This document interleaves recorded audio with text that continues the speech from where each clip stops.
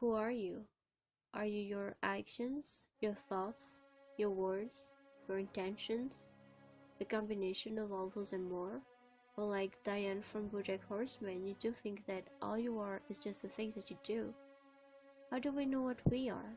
Is there anything to serve as a reference in order to define you? How can you know what you are without anything to help define yourself? Other people are our mirror to the world. It is through their eyes that we define ourselves. Does it have to be this way though? For many of us, it seems to bring more harm than good. But why do we rely on others for our identity? Humans live and strive in society. We identify as humans because we have other animal species to compare to. And as humans, we have other humans for reference when you try to think of our identity. This tendency of comparing ourselves to others is natural, because automatically, comparison leads to competition, and it helped us get this far in terms of civilization and technology. So it's not all bad. It can be healthy at a certain dose, but nowadays we overdose on social comparison because of the mainstream use of social media. This habit was always there, for as long as we were humans, but nowadays you look like a loser compared to what you see on your Instagram timeline. But also, living in society makes us conform to the status quo. It is an unconscious habit that we rarely question. We buy stuff, we go to college, we drink alcohol, we eat certain food, we wear certain clothes because that's what is normal. We don't even question if we like doing that. We evaluate the necessity by looking outward.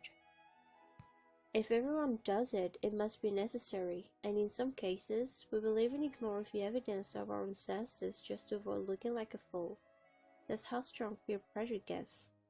In the famous experiment led by Solomon Asch, people were given 3 different lines on a board and had to say which line is longer or shorter. Many people gave a wrong answer despite knowing full well they were wrong just to avoid looking dumb. In his conclusion, Asch said, "We have found the tendency to conformity in our society so strong that reasonably intelligent and well-meaning young people are willing to call white black is a matter of concern. Not only would people comply, but many would internalize the wrong answer and accept it." I don't want to look like a fool, so I just go with the wrong answer. Maybe I'm wrong and they're actually right. It cannot be dumb. Surely I'm wrong and they're right, so I'll go with it and I'll stay later. We conform because we're fearful. We fear standing out, especially in a negative way. We fear being ostracized by society and people around us. We fear their judgment, how they look at us. From the most mundane things like your music taste to more important subjects like choosing to work on your own. Fear is the most primitive emotion. It takes place in a primitive part of our brain in what is called the amygdala, also known as the lizard brain. That is why it's so important for most of us to look at ourselves through other people's eyes. This way, we make sure we behave morally and acceptably. What is morally acceptable are also defined by society. They are not biological, they are acquired. This habit of looking at ourselves through others is not all bad, like when it serves as a moral compass so we don't trespass other people's right of the law. What is acceptable though? If most people do it, then it is acceptable. If you don't conform, even in a positive way, many people will try to bring you down. If you dare to be different, to be yourself, many will not approve and discourage you. Many animals have developed awareness, but only humans possess the highest level of awareness. We can be aware of our own consciousness and reflect upon it. We can reflect on our own thoughts and actions. We can judge them, and in order to make a judgment, we need a reference. This reference is going to be social rules, education system, social tendencies, etc. Humans, along with animals, have what is called non-reflective consciousness, meaning we look outward at the environment, but we don't see ourselves while doing it. Only humans have what is called self-reflective consciousness, meaning we see ourselves looking and reacting at our environment.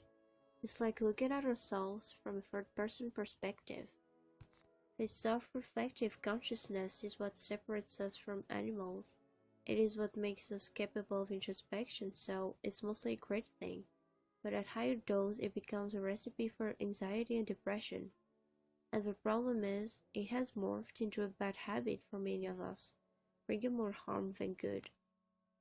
Too much self-consciousness, and we become easily affected by how we think others are gonna perceive us. Jean-Paul Sartre called this phenomenon the look. He often used the emotion of shame to illustrate the look. Imagine yourself being cringe or vulgar while people are looking at you. In the words of Sartre, no one can be vulgar all alone, same for cringe. These words find meaning only with the added element of the other. I am ashamed of myself as I appear to the other. Looking at ourselves from a third-person perspective is exactly that. We put ourselves in other people's shoes while looking at us. We try to think what they think of us. We criticize ourselves through their eyes. We want to know how we appear to the world. It is hard to do it by ourselves without reference to other people, so we use this third-person perspective to get a glimpse of what we are. But it's just that, a glimpse. We will never be able to get an accurate assessment of who we really are for other people. In Sartre's play No Exit, Estelle uses Ina's eyes as a mirror to see what she looks like, but she can get it quite right. She has to rely on what Inez tells her. Inez realizes her power over Estelle and tells her she has a pimple she doesn't actually have. Even when there's no other people present, we can still feel their look. In this situation, the look could be embodied by the education system, which requires us since childhood to act a certain way, or rigid social rules that impose us certain behaviors, fashion that tells us what is okay to wear and what is not. The social look is always evolutive. If you wore mom jeans back in 2015, you look like an old rag, but if you wear it now in 2022, you're stylish. But is what we think others think we are really what we are? Isn't there more to our identity than this? What others think of you will be based on incomplete information they have on you. Plus, you cannot know for sure what they have on their mind unless they tell you. And still, how rational will their words be? What extent can we trust their sayings? How can we be sure they're not lying? How can we be sure if their thoughts are not influenced by our emotions? People can only know us so far. We ourselves don't know who we truly are, so how can someone else do? We are merely objects to other people. Everyone is the center of their own world, and everything else, including you, are objects. We seek to experience ourselves as subject through others, but it is impossible since we are object to them just as they are object to us. The image from a third-person perspective is doubly inaccurate. Using people as mirror too much results in what Sartre calls bad faith, a constant need for the approval of others to exist, and not recognizing we can do it on our own. How can we free ourselves from the need of external validation? Though you'll never be able to free yourself entirely from this mode of thinking, you can give it less and less power. First, you have to be aware of the importance you give others in the making of your identity. Then, recognize that the image of yourself you get from others is not accurate. You also need to search what you want out of life, not what society tells you, nor your family, nor your social relations. Be truthful to yourself and be you independently of external influence. Resist the pull of conformity, but don't become an anti-conformist just for the sake of it. Be true to yourself, take what you need, reflect on the action of the mass, and ask yourself if there is not a better alternative. Finally, rid yourself of whatever fear you may encounter, fear of ridicule, shame, being ostracized, embarrassment, etc. How you get rid of fear is by exposure to the feared object or situations. Looking at ourselves from other people's perspective is natural, but in the modern times we need to learn how to be immune from the look to stay mentally healthy.